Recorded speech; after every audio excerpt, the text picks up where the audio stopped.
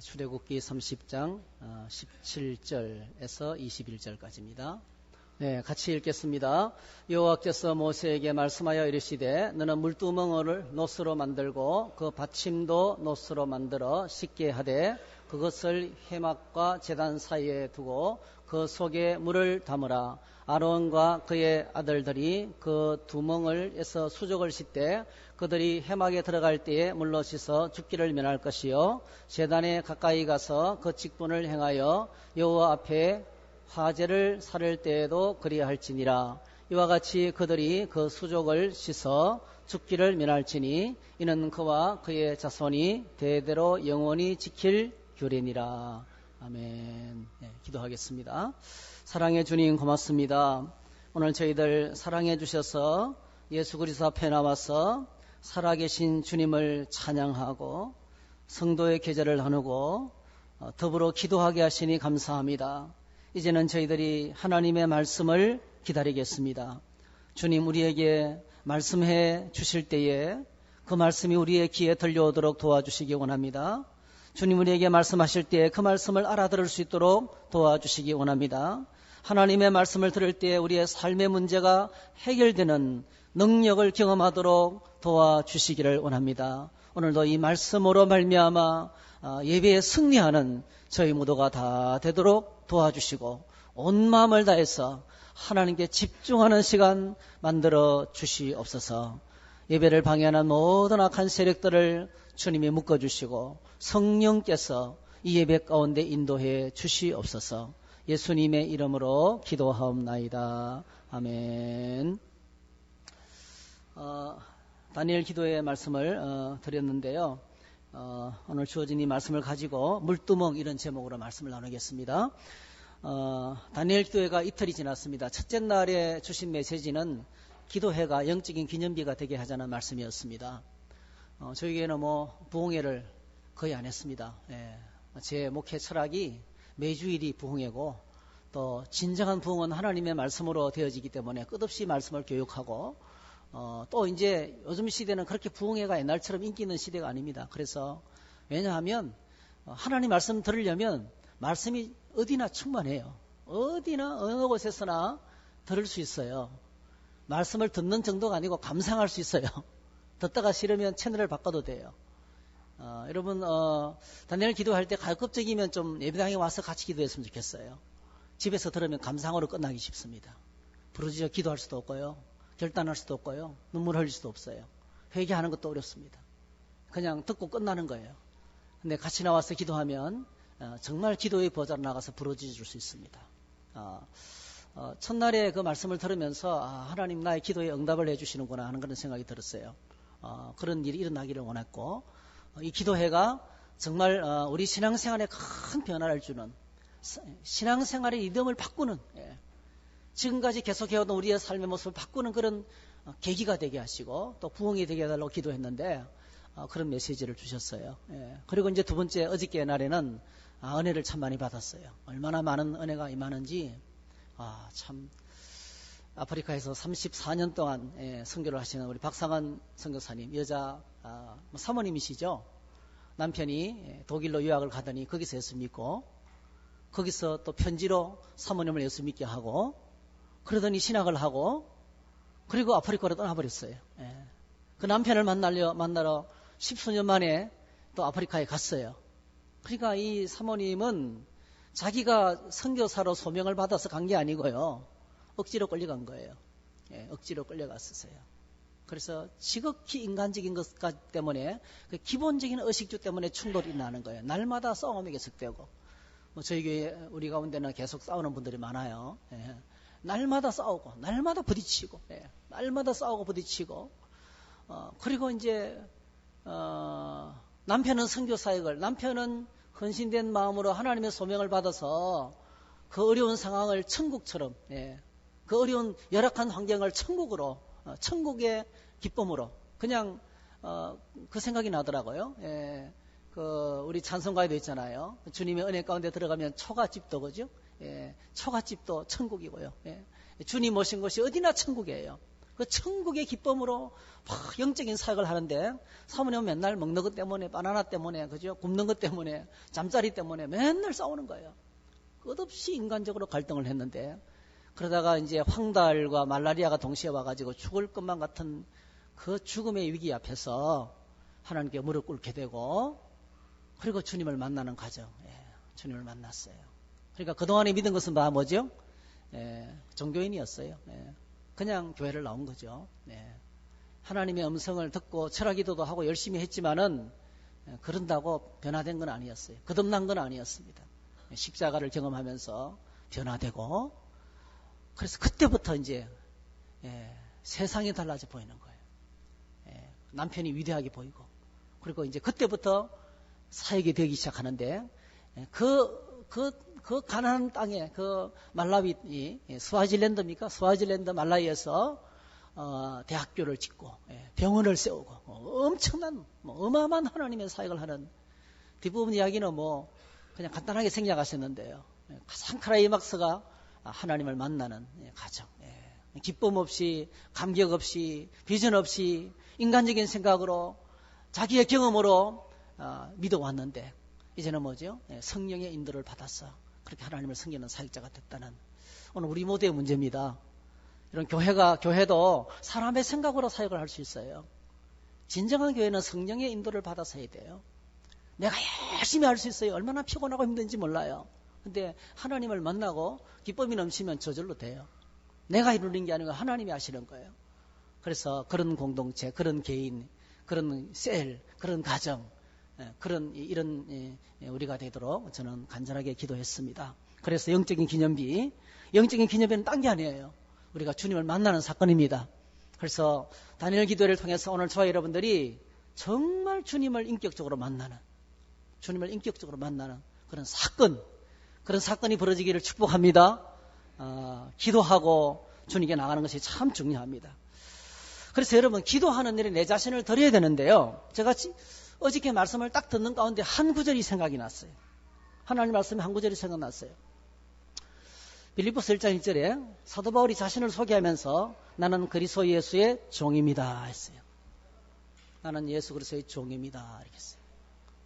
여러분, 누구의 종으로 살아가나요? 사람들은 전부 다 종으로 살아가요.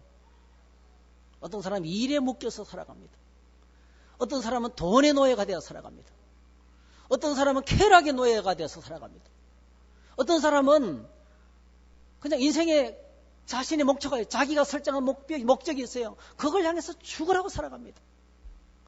저희 아버지의 인생의 목적은 사실은요, 돌아가셨지만은 땅을 사는 것이었어요. 땅을 사는, 논밭을 사는 일을 위해서 워낙 소작을 하면서 힘들게 사셨기 때문에 그게 인생의 목적이었어요. 그걸 위해서 모든 걸 희생했어요. 저에게 회비도 주지 않고. 학비에 들어가는 돈도 벌벌 떨었습니다. 그러다 50이 됐을 때 11마지기 논밭을 만들어 놓고 떠나셨는데요. 2, 3년 만에 다 없어지더라고요. 허무하더라고요. 그게 인생의 목적이었는데. 돌아가시고 난 다음에 2, 3년 만에 다 없어지더라고요. 형제들이 사업을 하면서 이런 일이 저런 일이 터지니까요. 순식간에 공중분해 돼버리더라고요. 얼마나 허무한지. 우리는 다 종으로 살아갑니다. 그래서 사도 바울은 자기를 어떻게 소개했냐면 나는 예수 그리스도의 종입니다 했어요. 여러분, 다니엘 기도에는 목회자에게도 굉장한 큰 부담이에요. 저에게도 엄청난 부담이에요. 저녁에 아무것도 못합니다. 21일 동안에 오직 그것만 하는 거예요. 붙잡히는 거예요. 작년에 다니엘 기도했던 교회 목사님이 한 분은 원래는 못하겠다는 거예요. 묶이니까. 그 시간에 묶이니까 아무것도 못하니까. 여러 가지 일들이 터질 수 있는데 그것만 해야 되니까. 그런데 제가요, 어저께 기도회 하면서 깨달았어요. 한번 따라 하실까요? 예수님의 종이 되면 자유를 얻는다. 할렐루야. 주님의 종이 되면 자유를 얻어요. 예수 그리스도의 종이 되면 그 시간을 주님께 묶여드리는 거예요. 그냥 나는 종입니다. 그 시간을 그냥 꼼짝도 못하게 주님께 바쳐드리는 종의 시간이 되는 거예요. 그 시간을 주님께 드리면 여러분, 주님이 말씀이 내 안에 들어와서 기도와 성령으로 얼마나 해방이 되는지, 얼마나 회복이 되는지. 그래서 묶이는 시간이 아닙니다, 여러분. 시간 빼앗기는 것도 아닙니다. 그 시간 여러분 뭐 하셨나요? 그냥 후딱 누워서 한숨 자면 후딱 지나가요. 그 시간에 누구와 이야기하면은 이야기하다 보면 후딱 지나가 버려요. 아무 일도 안 일어나요. 근데 놀랍게도 기도의 자리에 나와서 말씀 듣고 기도하면 해방됩니다. 할렐루야. 해방됩니다. 나를 그동안에 묶었던 얽어맸던 것들이 떠나갑니다. 죄가 떠나갑니다. 내 삶의 고통의 문제가 해결됩니다. 우리의 걱정, 근심, 염려가 떠나갑니다. 삶의 문제가 해결될 줄 믿습니다. 그러니까 진정으로 주님 앞에 나와서 종이 되면, 내가 내 자신을 드리면 주님이 우리를 자유케 하실 줄로 믿습니다. 한 번 더 따라합시다. 종이 되면 자유케 된다. 그렇게 축복된 시간 되시기 바랍니다. 묶여요. 이러면 스스로 묶이세요. 군에 갔다 오고 난 다음에 제가 군대 갔다 오고 난 다음에 군대가 그립더라고요. 여러분 그런 적이 없어요? 다시 가라 하면 가기 싫지만은 그때가 그리운 거예요. 왜 그리운가 했더니 뭐 군대 건빵 세수대에다가요 라면을 삶는데 덮을 게 없으니까 그냥 방석을 올려놓고 덮고요. 그 깔고 앉는 방석을 꿀인내나는 거예요. 그런데 왜 그렇게 맛있었는지. 그런 게 그리워서 군에 가고 싶은 게 아니더라고요. 군에 가면요 딱 좋은 게 있어요. 생활의 질서를 확 잡아줘요. 일어나는 시간이 정확해요. 밥 먹는 시간이 정확해요. 누워 자는 시간도 정확해요. 그게 좋은 거예요. 그게 딱 질서 속으로 들어가는 거예요. 내 마음대로 살아가면요 퍼질 때 퍼져버리고 괴로워요. 이게 아마 생활이 안 돼요. 저는 기도회가 저는 참 좋은 게 그냥 이 시간을 주님께 드리고 나니까요. 그게 그 시간은 기도하는 시간이에요. 그 시간 기도하는 시간. 내가 하나님께 묶이는 시간인데 사실은 묶이는 게 아니고요. 하나님의 거룩한 질서 속으로 들어가는 시간이더라고요. 그래서 여러분 생각을 바꾸세요. 생각을 바꾸시기를 축복합니다. 하나님의 질서 속으로 들어가세요. 그러면요. 이렇게 내가 살아오던 삶이 바뀝니다. 지겹도록 힘든 내 삶의 변화가 찾아옵니다. 여러분 죽을 때까지 이렇게 사실 거예요. 언제까지나 이렇게 수동적으로 끌려가시고 가실 거예요. 그냥 능동적으로 성령의 인도를 따라서 적극적으로 하나님을 찬양하고 예배하는 예배자로 세워지는 그런 은혜가 기도의 자리에 기도의 시간에 있게 될 줄 믿습니다. 한 번 더 따라합시다. 주님의 종이 되면 자유케 된다. 네, 그래서 행복한 시간이 되었으면 좋겠습니다. 기쁜 마음으로 21일 동안 이제 죽었다. 나는 죽고 주님이 사는 시간이다. 그렇게 생각하시면 결단하시면 물론 이제 저녁에 일하시는 분들이 계세요. 어쩔 수 없지만은 그런 분들은 이제 유튜브를 통해서 이어폰을 끼고 하세요. 하시지만은 그러나 가능하면 같이 나와서 함께 기도했으면 좋겠습니다. 오늘 우리가 읽은 본문은 오늘 우리가 읽었던 말씀하고 좀 많이 상관이 이제 지금까지 들었던 말씀과 깊은 관련이 있어요. 출애굽기 30장의 마지막입니다. 우리가 지금까지 성막을 계속 이제 출애굽기를 묵상하고 있습니다. 성막만 하는 것이 아니고요. 성막은 눈에 보이는 하나님이에요. 예수님도 눈에 보이는 하나님이십니다. 하나님은 영이시기 때문에 눈에 보이지 않지만은 우리에게 하나님을 보여주셨어요. 그게 예수님이십니다. 성막도 마찬가지예요. 하늘에 있는 하늘 보좌를 땅으로 가지고 오셔가지고 그 땅에 있는 모습을 우리에게 보여줬어요. 그래서 우리가 성막을 생각했습니다. 이 성막 여러분 입구가 화려한 무늬로 되어 있습니다. 이 입구를 들어가면 뭐가 나옵니까? 불이 타오르고 있는 번제단이 나와요. 그리고 그 번제단 뒤에 이 물두멍이 있어요. 물두멍. 그리고 이제 해막 성소가 이어집니다. 그 성소 안을 들어가면 들어가자마자 오른쪽에 뭐가 있어요? 떡상이 있습니다. 진설병. 떡을 차려놓은 떡상이 있습니다. 이 진설병의 의미가 뭐라 그랬습니까? 기억나세요? 하나님의 얼굴떡. 진설병의 의미가 원래 하나님의 얼굴이라는 뜻입니다. 하나님의 얼굴. 하나님이 지금 이곳에 하나님께서 지금 우리를 향해서 예배하는 우리를 향해서 얼굴을 향하고 계시다는 거예요. 하나님이 이곳에 프레전스 브레드, 예. 하나님이 임재하는 떡이 바로 진설병입니다. 그리고 왼쪽에 등잔대가 있어요. 순금으로 만든 등잔대, 예. 감람류를 부어서 살구무늬의 꽃향을 문양을 넣어서 받쳐 있는 등불. 그 살구나무의 뜻이 뭐라 그러셨어요? 기억나십니까?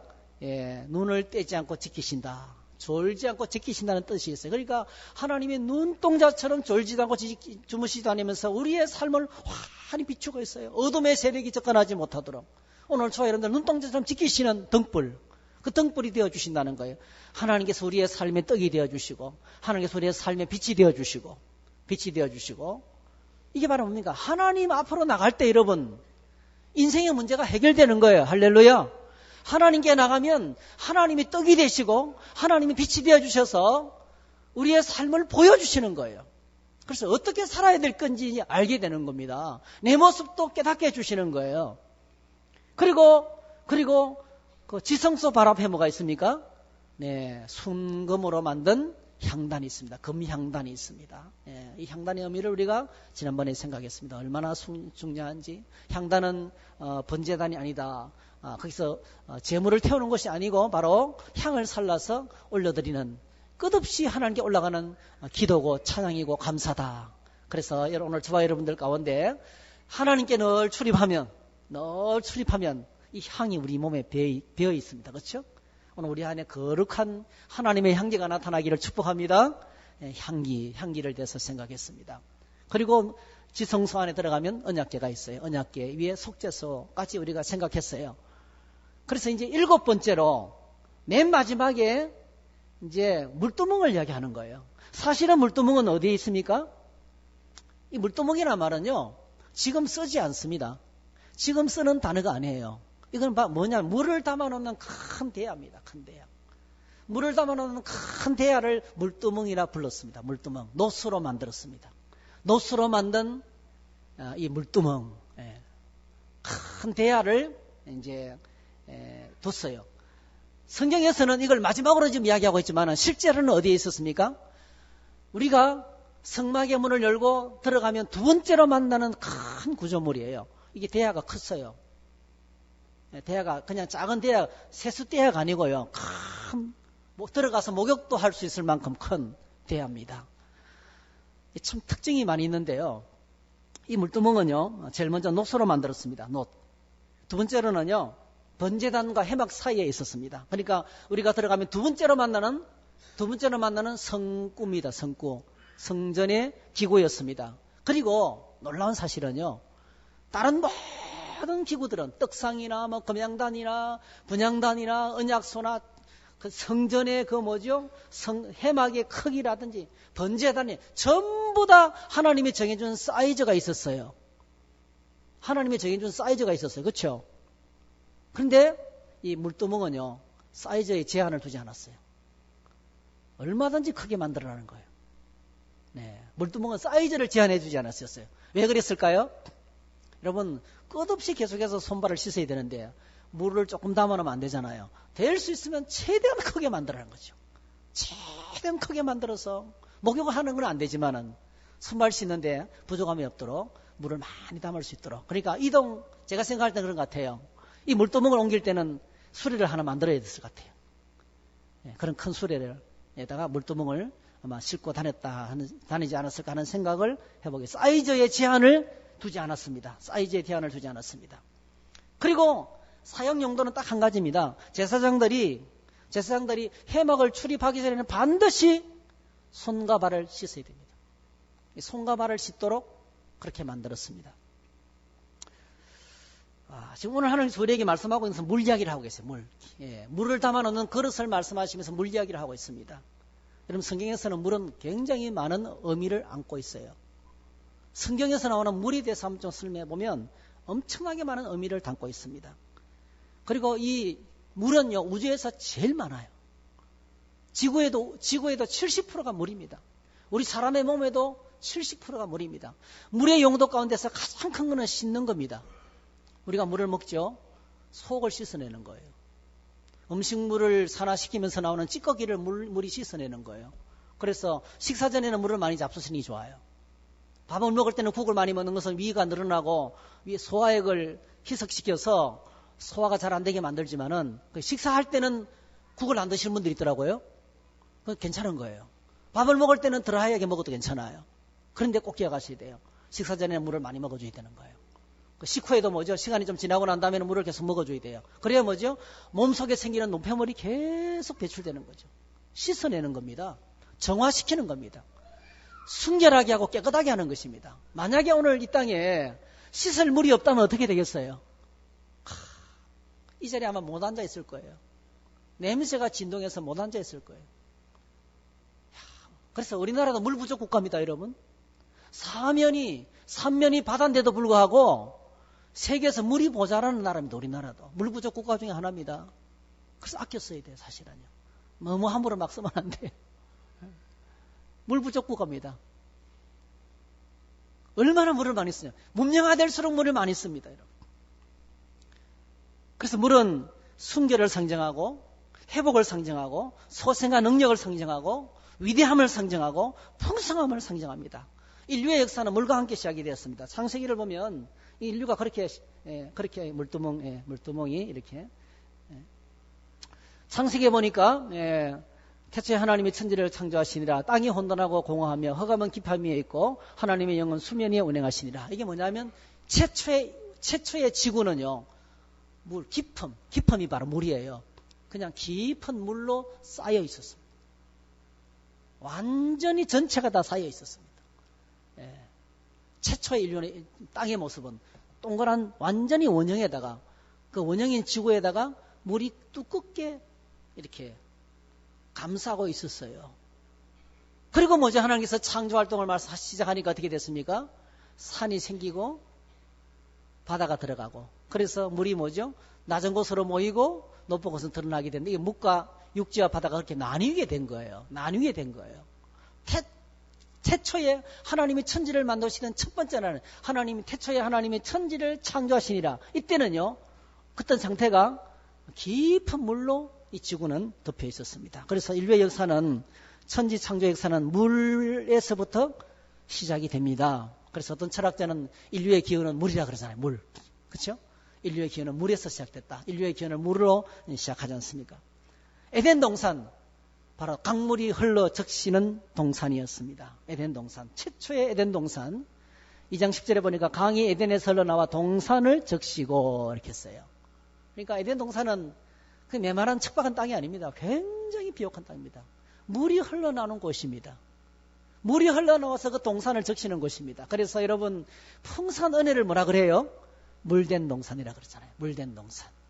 물된 동산.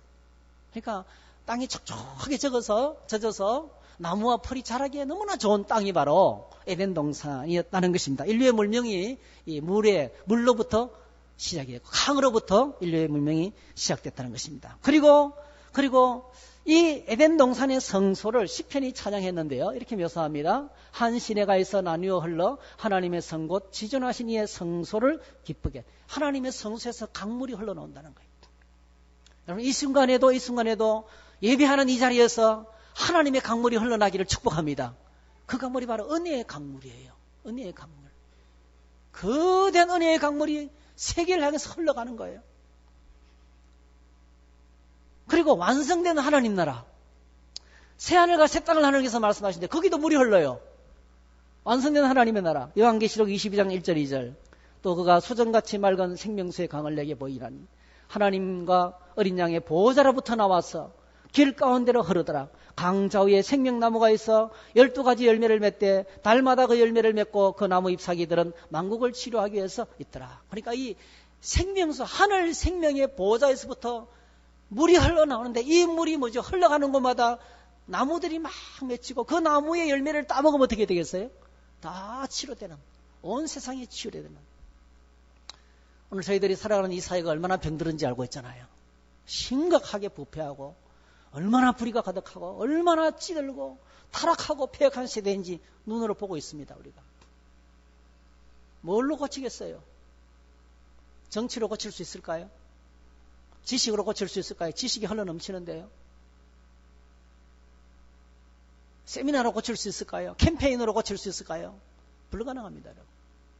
세상을 치료할 수 있는 유일한 길은 하나님의 성소에서 흘러나는 하나님의 생명수밖에 없습니다. 오늘 저와 여러분들이 은혜를 받아야 돼요. 오늘 저와 여러분들이 하나님의 은혜를 받아야 돼요. 은혜 받은 저와 여러분이 가는 것이 거룩하게 돼야 돼요. 가정이 거룩하게 되고 만나는 사람과의 대화가 바뀌게 되고 우리가 가는 곳마다 하나님의 복음이 선포돼야 돼요. 예수님의 십자가 보혈의 은혜가 선포될 때 인생이 바뀌고 삶이 변화되는 역사가 나타나게 되는 것입니다. 그래서 이 물은 생명과 깊은 관계가 있습니다. 우리를 향한 하나님의 은혜와 사랑, 하나님의 자비, 하나님의 풍성한 복, 이 복이 물과 이제 깊은 관계가 되어 있습니다. 그래서 성막을 열고 들어가면 제일 먼저 우리는 번제단을 만납니다. 제일 먼저 번제단을, 그곳에서 우리는 우리의 죄 문제가 처리됩니다. 제물의 피가 단에 뿌려지면 죄 문제가 처리됩니다. 하나님께 나가는 첫 번째 단계, 바로 예수님의 십자가 보혈의 은혜를 체험해야 돼요. 십자가 보혈의 은혜를 체험해야 돼요. 타이틀이 중요하지 않습니다. 오늘 저와 여러분의 신앙생활의 경력이 중요하지 않습니다. 지금 하고 있는 일이 따라서 중요하지 않습니다. 어저께 우리 박상은 선교사님 이야기가 바로 그 이야기죠. 선교사였어요. 그런데도 불구하고 기쁨이 없었어요. 영적 사역이 불가능했습니다. 우리의 모습은 오늘 지금 나이가 갖고 있는 타이틀이나 이름표가 중요하지 않습니다. 번제단에서 주님을 만나야 되는 거예요. 그래서 내 죄가 태워져야 되는 거예요. 자기의 실체를 만나야 되는 것입니다. 번제단을 통과하지 않고는 성소로 나갈 길이 열리지 않습니다. 번제단에서 제물이 안수하고 제물을 잡아 죽이고 그리고 불태우고 그 피를 쏟아 부음으로 제 문제를 처리하도록 하셨어요. 결코 가벼운 일이 아닙니다. 어느 날 갑자기 쉽게 되는 일이 아니에요.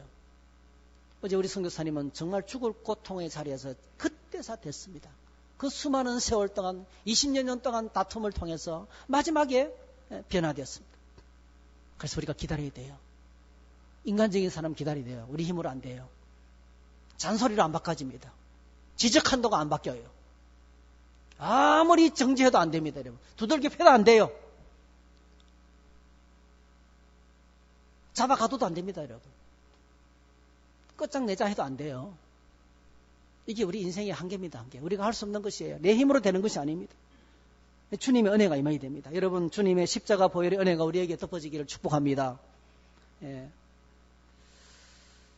그래서 죄인은, 이 땅의 죄인들은 요리조리 피하고 숨기도 하지만은요, 하나님 앞에서는 절대로 이 번제단을 통과하지 않고는 나가는 길이 불가능한 거예요. 하나님 앞은 피할 길이 없는 것입니다. 왜냐하면 히브리서 9장 27절 한 번 죽는 것은 사람에게 정해진 것이요 그 외에는 심판이 있습니다. 그리고 모든 사람은 반드시 그리스도의 심판대 앞에 서게 되어 있습니다. 그래서 오늘 저와 여러분들에게 번제단의 피로 깨끗함을 받아야 돼요. 한번 고백합시다. 하나님 아버지, 저는 예수님의 보혈로 정결케 되어야 합니다. 날마다 고백해야 돼요. 하나님, 나는 주님의 십자가 보혈이 필요합니다. 예수님의 십자가 보혈이 아니면 하나님께 나갈 수가 없습니다. 무릎 꿇고 기도할 때마다 주님의 시간에도 보혈의 능력으로 주님께 나갈 수 있도록 도와주세요. 그 보혈의 능력이라야만이 비로소 성소를 향해서 나가는 길이 열리게 되는 것입니다. 그런데 문제가 하나님과의 교제는 일회성이 아니라는 거예요. 참 중요합니다. 신앙생활은 한 번 교회에 나가는 게 아니란 말이에요. 신앙생활은 한 번 거듭나는 게 아닙니다, 여러분. 신앙생활은 계속해서 하나님께 나가야 된다는 거예요. 제사장이 번제단에서 제사를 지냈지만 그게 끝나는 게 아니에요. 그 다음부터 뭐죠? 등불 키로 들어가고 성소에 떡상 사리로 들어가고 계속 성소를 출입해야 된단 말이에요. 성소를 출입하면서 하나님을 계속 만나야 되는 거예요. 한번 따라합시다. 교제는 일회성이 아니다. 계속된 교제를 가져야 된단 말이에요. 계속 주님을 만나는 것이 우리의 삶의 여정입니다. 선생님, 신앙생활은 딴 게 아닙니다. 주님과 계속된 교제입니다. 계속 만나는 것입니다. 여러분 부부가 결혼해가지고 결혼식 딱 하고 야 끝나면 안 되잖아요. 나 그런 사람 봤어요. 그런 분. 몇 년 전에 누가 결혼을 했는데요. 실제로 제가 결혼식에 참석했는데요. 결혼식 날 딱 만나더니 그 다음에 보니까 같이 안 사는 거예요. 아직도 미스터리입니다. 물어볼 수가 없어서 지금 못 물어보고 있어요. 제가 아는 목사님이신데. 같이 안 살아요. 왜 결혼했는지 모르겠어요. 뭐 그런 사람도 있기는 있습니다 보니까. 결혼의 목적은 그때부터 같이 사는 거지요. 밥도 같이 먹고 잠도 같이 자고 인생의 문제도 같이 해결하고 상대방의 문제도 내가 해결해 주고 교통이죠. 교통. 끝없이 교통하는 거죠. 신앙생활도 마찬가지입니다. 여러분. 한 번 거듭나고 끝나는 게 아니에요. 십자가의 은혜를 경험하고 끝나는 게 아니에요. 그때부터 끝없이 계속해서 예수 그리스도와 하나님과 더불어 교제하는, 그게 영생입니다. 영생. 그게 주님과 함께 사는 것이에요. 신앙생활은 주님과 함께 사는 것입니다. 그래서 이렇게 명령하죠. 한번 같이 읽어보겠어요. 시작. 항상 기뻐하라. 쉬지 말고 기도하라. 범사에 감사하라. 이것이 그리스도 예수 안에서 너희를 향하시는 하나님의 뜻이니라. 우리는 다급할 때 하나님 나와서 기도합니다. 그리고 문제가 끝나면 빠이빠이 해요. 그건 사실은 신앙생활, 그거는요 잘못된 신앙생활이에요. 그거는 신앙생활은 이벤트로 하는 거예요. 신앙생활은 이벤트로 해서는 안 돼요. 습관이 돼야 됩니다. 습관. 예. 신앙생활은 습관이 돼야 됩니다. 끝없이 계속해서 계속 교통하는 시간이 필요합니다. 계속 기도해야 됩니다. 계속 감사하는 거예요. 항상 기뻐하는 겁니다. 이것이 우리를 향하신 하나님의 뜻이라고 그랬습니다. 이 신앙생활입니다. 신앙생활. 여러분, 하나님과의 교제가 계속 진행되고 있습니까? 한때는 뜨거웠지만은 지금은 싸늘하게 식어 있지 않습니까?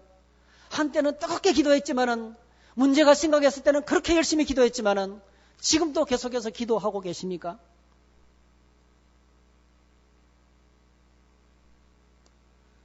분명한 것은요, 호흡이 계속돼야 되는 것처럼 기도 생활도 계속돼야 된다는 겁니다. 우리 안에 끝없는 감사가 흘러나와야 된다는 것입니다. 여러분, 오늘 저와 여러분들이 신앙생활에 하나님과 교통하는 일에 방해하는 것이 혹시 있습니까? 자식 때문에. 어저께 보니까 참 감사했어요. 예, 애기 엄마가 아기들을 데리고 기도하러 왔더라고요. 멋있습니다. 예. 많은 사람들이 애기 때문에 예배하지 못해요.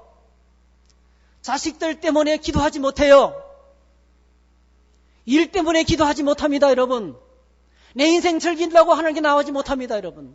세상에 이런 일 저런 일 때문에 하나님께 나가지 못하고 있어요. 전부 다 우상입니다. 무섭지 않으세요? 하나님 그 우상 그냥 내버려 두시겠어요? 하나님 신앙 10계명의 첫 계명이 너와 나 사이에는 아무것도 있게 하지 말라. 나 외에는 다른 신이 없다고 말씀하셨어요. 우리 안에 하나님을 향한 거룩한 두려움이 있어야 됩니다. 수많은 사람들이 일 때문에, 자식 때문에, 생계 때문에, 뭐 이런 일 저런 일 때문에 핑계를 대면서 예배하는 것을 끓이고 있어요. 주님께 나가지 못하고 있어요. 그거 가로막고 있어요. 그게 바로 뭡니까? 심각한 우상입니다.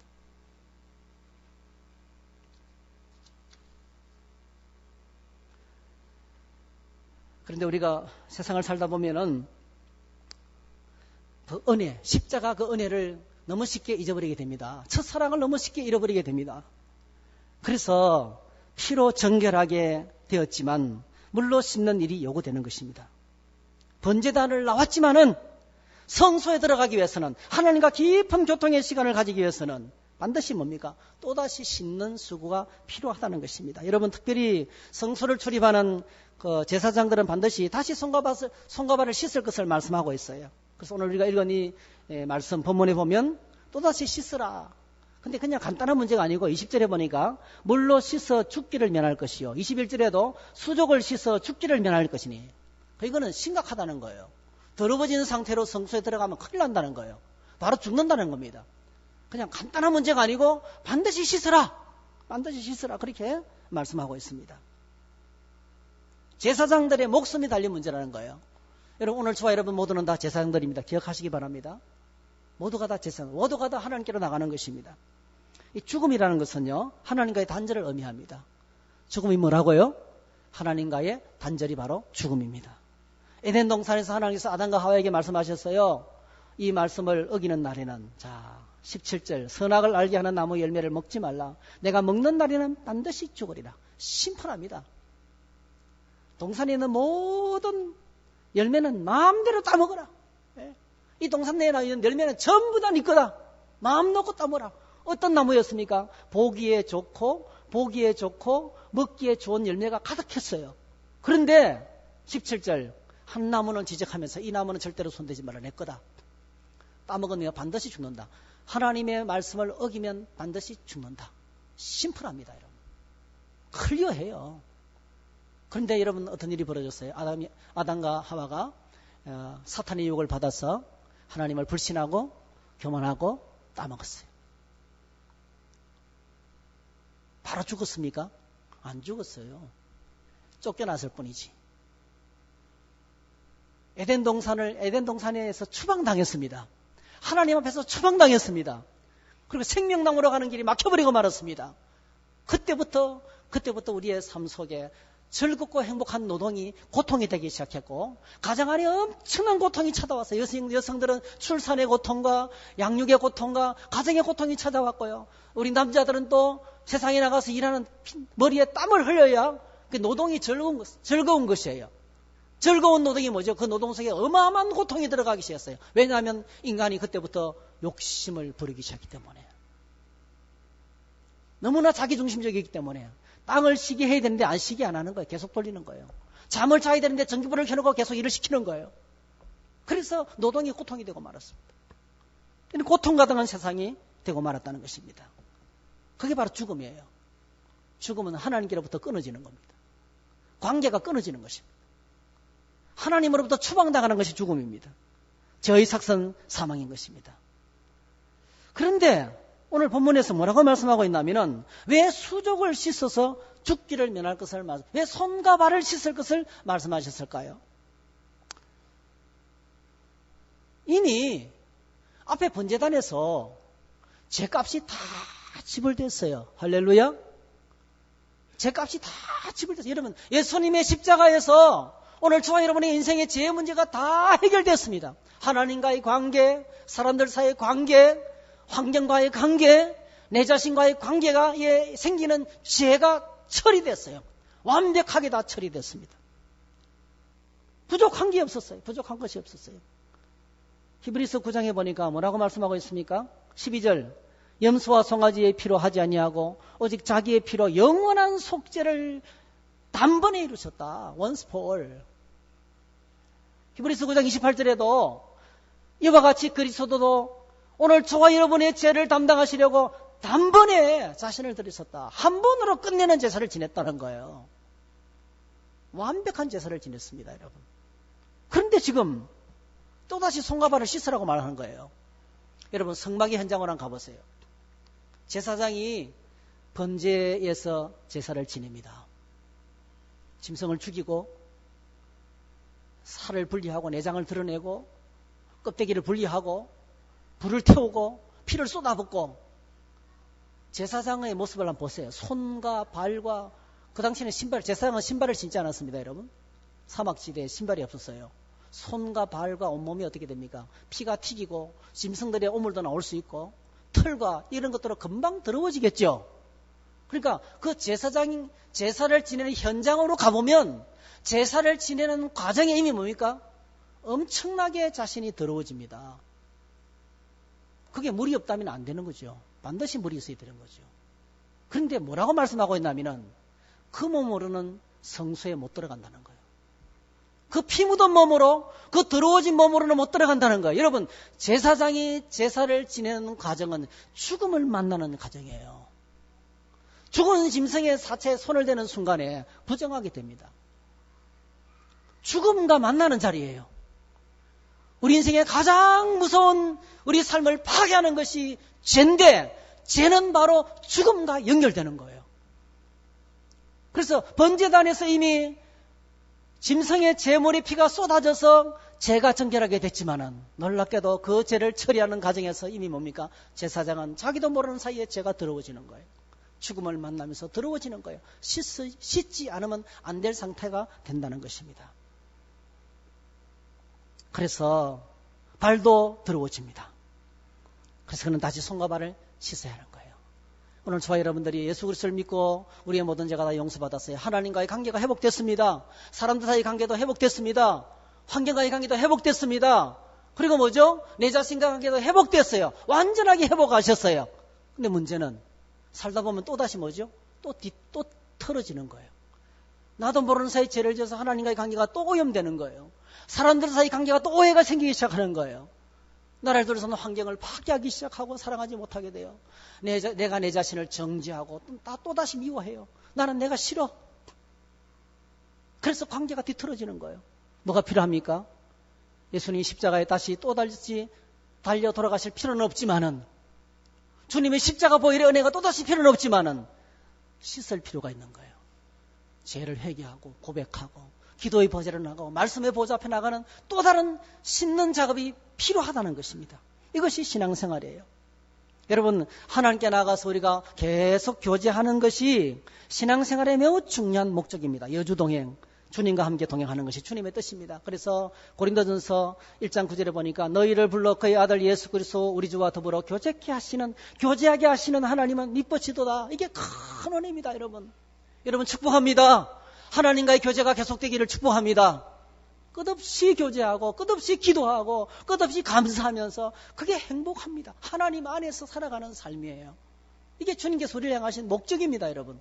그런데 우리가 세상에 살다 보면은 은혜 받았지만은 어떻게 돼요? 금방 또 더러워집니다. 그래서 손과 발을 씻어야 되는 거예요.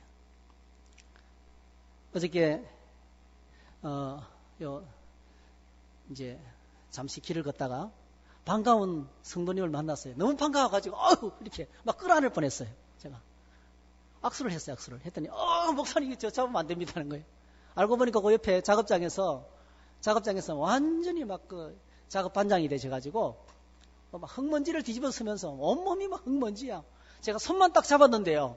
진짜 손이 먼지가 막 제가 금방 먼지 투성이 됐어요. 물티슈로 닦아야 될 정도로 많이 묻더라고요.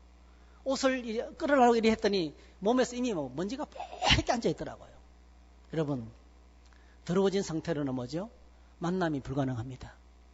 하나님께 나갈 때도 마찬가지라는 거예요. 하나님께 나갈 때 우리가 씻어야 된다는 것을 말씀하고 있습니다. 그래서 성경에서는 물은 자주자주 하나님의 말씀에 대한 상징으로 사용하고 있어요. 물이 뭐라고요? 하나님의 말씀. 뭘로 씻냐면 말씀으로 씻는 거예요.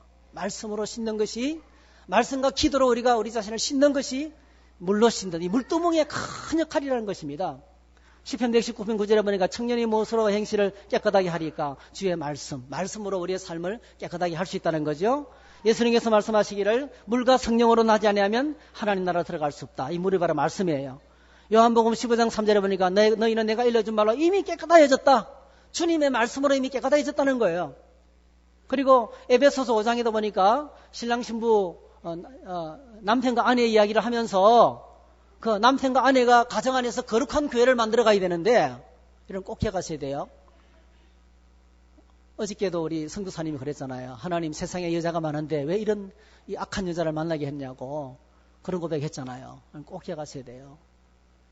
남편과 아내를 만나서 부딪히고 사랑하고 또 미워하고 그런 이유는 딱 한 가지예요. 여기 27절에 보니까 자기 앞에 영광스러운 교회를 세워서 티나 주름 잡힌 것이나 이런 것들이 없이 거룩하고 흠이 없게 하시려고 그렇게 만나게 하신 거예요. 근데 어떻게 그게 하나 되느냐 하면은 인간으로 부딪혀서 싸운다고 하나 되는 게 아니고요.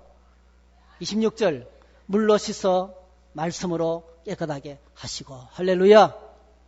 말씀으로 깨끗하게 하시고, 오늘 저와 여러분들이 말씀의 보호자 앞에 나가서 은혜를 받을 때, 하나님의 은혜로 씻김을 받을 때 비로소 가정이 거룩한 하나님의 공동체로 세워지게 된다는 것입니다. 은혜를 받는 것이 필요합니다. 디도서 3장 5절에서는 중생의 씻음과 성령의 새롭게 하심으로 우리가 거듭났다고 말씀해 주고 있습니다. 시편 19편에서는 하나님의 말씀은 순결해서 우리 눈을 밝게 하고, 하나님의 말씀은 정결해서 우리를 정결하게 할 수 있는 의로운 법이라고 그렇게 말씀하고 있습니다. 그래서 말씀이 바로 물입니다. 물. 우리를 정말 씻을 수 있는 유일한 길은 하나님이 주신 것은 말씀이다. 이렇게 말씀해 주고 있습니다. 자, 그리고 마지막으로 이 부분만 생각해 보세요. 여러분, 출애굽기 이 제사장이 두 번 씻는데요. 한 번은 전신을 다 씻어요. 우리가 지난번에 생각했어요. 출애굽기 19장 4절에 보니까 너는 아론과 그의 아들들을 회막문으로 데려다가 물로 씻어라. 이거는 온몸을 다 씻기는 거예요. 온몸을 다 씻는 거예요. 이거는 제사장 위임식 때 거룩한 에봇을 입기 전에, 제사장 옷을 입기 전에 전신을 씻으라는 거예요. 일생에 한 번밖에 없는 거예요. 이게 바로 예수님의 십자가 보혈의 은혜로 우리가 주님을 만나는 사건이에요. 할렐루야. 한 번. 그런데 손과 발은 계속 씻으라는 거죠. 오늘 우리가 읽었던 말씀은 성전을 출입하기 전에는 계속 손과 발을 씻으라, 그렇게 말씀하고 있습니다. 그렇습니다. 우리는 예수님을 믿음으로 전신을 씻음 받았습니다. 그래서 하나님과의 관계가 회복되고, 사람들 사이의 관계가 회복되고, 환경과의 관계가 회복되고, 내 자신과의 관계가 회복되는 길이 열렸습니다. 그런데 계속해서 교제를 위해서는, 계속된 교제를 위해서는 계속 말을 해야 됩니다. 대화를 해야 됩니다. 소통을 해야 됩니다. 주님께 나아가야 됩니다. 사람들과도 만나야 됩니다. 그래서 그게 바로 뭡니까? 손과 발을 씻는 일이 계속돼야 되는 거예요. 여러분, 매주일마다 예배 시간을 통해서, 말씀 묵상의 시간을 통해서, 다니엘 기도의 시간을 통해서 이런 하나님을 만나게 되시기를 축복합니다. 그리고 만남이 회복되기를 주의 이름으로 축복합니다. 할렐루야. 자리에 일어나셔서 함께 찬양하겠습니다.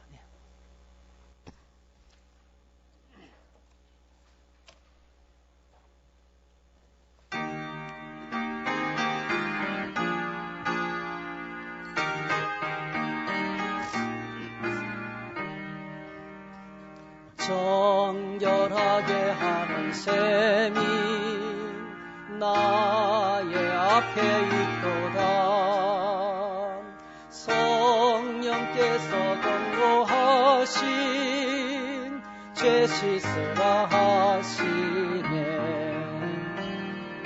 찬양하리 찬양하리 죽임당한 어린 양, 주께 영광 돌리어라. 우리 죄를 씻어주셨네. 나의 가는 길이 좁고 내 뜻대로 안 되고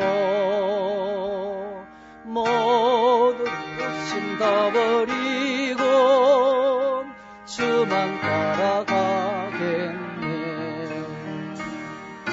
찬양하리 찬양하리 죽임당한 어린 양, 주께 영광 돌리